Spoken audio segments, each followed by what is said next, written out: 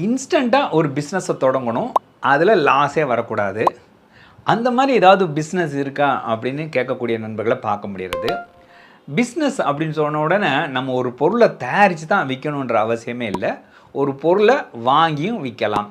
அதே நேரத்தில் இன்னும் கொஞ்சம் அட்வான்ஸாக போனீங்கன்னா நமக்குன்னு ஒரு நிறுவனத்தை பேர் வச்சு உருவாக்கி அது ஒரு ஃபுட் இண்டஸ்ட்ரியாஸ் இருந்தாங்கன்னா எஃப்எஸ்எஸ்ஐ நம்பரை வாங்கி இன்ஸ்டண்ட்டாக நம்ம ஒரு ப்ராடக்டை வாங்கி ரீபேக் பண்ணி சேல் பண்ண முடியும். உதாரணத்துக்கு ஒரு நாட்டு சர்க்கரை மூட்டை ஒரு 25 கேஜி வாங்கிட்டோம் அப்படின்னா 1 கிலோ பேக்கிங்னா ஒரு 25, இல்லைன்னா ½ கேஜினா ஒரு 50 பேக்கிங் ரெடி பண்ணி ஸ்டிக்கரிங் பண்ணி அதை ஒட்டியாச்சு அப்படின்னா நாளை காலையிலே நீங்களும் ஒரு தொழில் முனைவராக மாறிடுவீங்க.